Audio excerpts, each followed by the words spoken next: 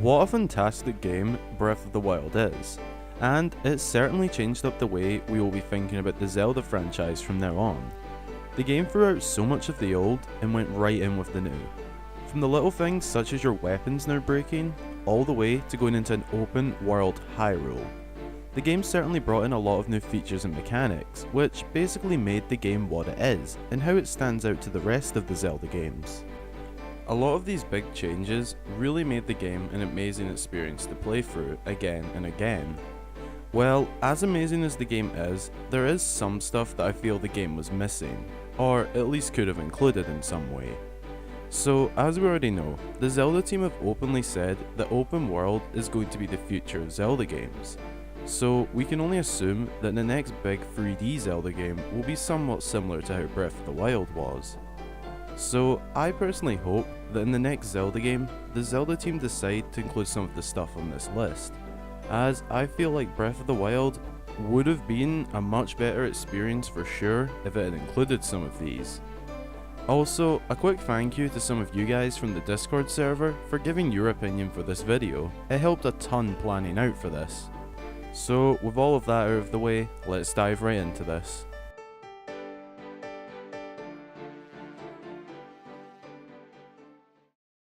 Alright, so to start us off, I think we all need to agree that the dungeons in Breath of the Wild were not exactly what you would expect from a Zelda game.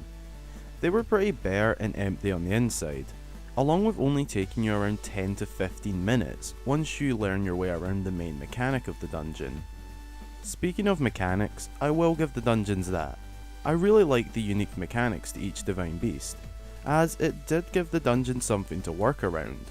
But this doesn't save them for me. A Zelda dungeon to me is exploring your way through an element-themed dungeon, filled with challenges, puzzles, and enemies. Not wandering around an empty mechanical animal with some malice now and then. Not to mention the fact that they scrapped the mid-boss, which personally I really loved in dungeons. As for one, you got a new item, which helped you progress through the dungeon in previous games. But fair enough, I can see why there isn't items in Breath of the Wild, as it wouldn't really work in that way. Either way, a dungeon should be taking a lot longer than 15 minutes. I'm talking more around 45 minutes to an hour. Now, something I really want to dig into and really want to see in the next big Zelda game is enemies in the dungeon. I mean, come on, where on earth were they in Breath of the Wild? Think back to games like Twilight Princess, Ocarina of Time, and their dungeons. They had enemies, challenges, more than a 15-minute dungeon. They were, let's say, good? Anyway, something that we need to see in the next Zelda game is some real dungeons. Personally, I don't mind too much about them doing them in any order, or if there's only 4, but please Nintendo, give us some real dungeons for the next Zelda game. So, moving on, let's talk about the whole weapon system in Breath of the Wild. Well, in Breath of the Wild, we quickly learn that weapons will break on you at any given time, with very little warning actually, and sometimes it doesn't take that long to bring the weapon's durability down. This is a real bitch early in the game, as the Great Plateau is like a playground for us when we first enter the world of Breath of the Wild, a place where we can learn what's what. And we sadly need to learn that weapons can break on us really quick in the game at this early stage. Now, personally, I don't really mind the fact that they break, it's more about how quickly they break. It really does suck when you're just travelling around Hyrule and you run into a group of enemies, and you proceed to try and take them on and your sword breaks. Basically what I'm saying is that they break way too quick in my opinion, and this needs to be fixed in the next Zelda game. As I would say it's pretty likely that a similar system with the weapons will be used again to where they can break. Also, something I mentioned a while back is that they could imply some sort of repair system, or at least something to increase the durability of your weapons and items. It would be pretty nice and really helpful so we can fight more than a group or two of bokoblins before our weapons break. Just a thought. Alright. Moving away from weapons, let's look at water.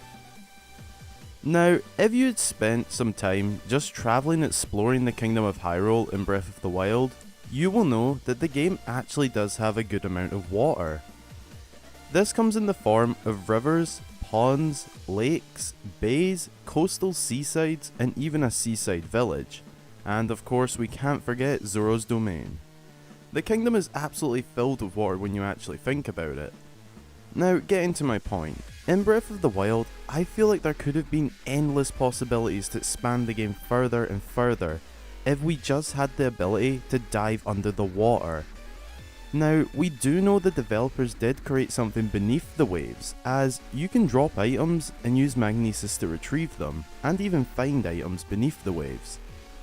From this detail, we can also gather that there is different levels of depth beneath the waves, so the developers did work on it to some degree. So imagine if in the next big open world Zelda game, we have the ability to explore mountains, grass plains, volcanic mountains, and then beneath the waves of Hyrule. This can also open up so many new opportunities to create stuff like more enemies around the element of water, and who knows, if they get the dungeons right this time round, we might get everyone's favourite, the Water Temple. Moving back to the land, I have another thing in mind that I feel needs to be more so improved upon than included in the next Zelda game, as it is kind of impossible to not have this in a Zelda game, and that is the enemies. Now, first of all, don't get me wrong, in Breath of the Wild there is a good system for the enemies, for the most part anyway, but once you're about halfway through your main quest, or after a good 5 to 10 hour of grinding out, which, let's be honest, isn't that long in Breath of the Wild time. Well, anyway, you basically become really overpowered really quickly, and it hits you a lot sooner than you would think. I mean, when I was about 3 out of 4 Divine Beasts complete, I would have been completely set to go and fight Calamity Ganon with no issues.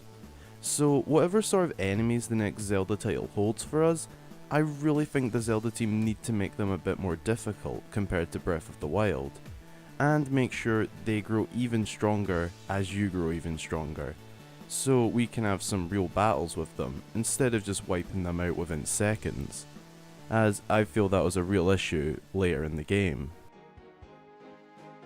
So that's basically the most important stuff that I feel like the next Zelda game needs to include in some way or another. This list is fairly opinion based, so be sure to let me know what your thoughts on this is down below. I'm always curious to know what your thoughts on the topic is. Also, please keep in mind, this was in no way me trying to trash Breath of the Wild, as come on, it's an amazing game and I can't do that. Well, anyway, that's what I've got for this video. As I said before, be sure to leave your thoughts down below, and also make sure to leave a like if you enjoyed the video, it's always appreciated. If you're not already in the Discord server, why not make your way there after this video through the link in the description. It's always a great time in there, trust me.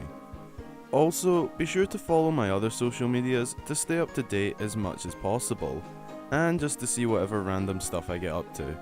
Anyway, I really hope you enjoyed the video, and hope you all have a great day or night wherever you are, and until the next time, I've been Hyrule Gamer.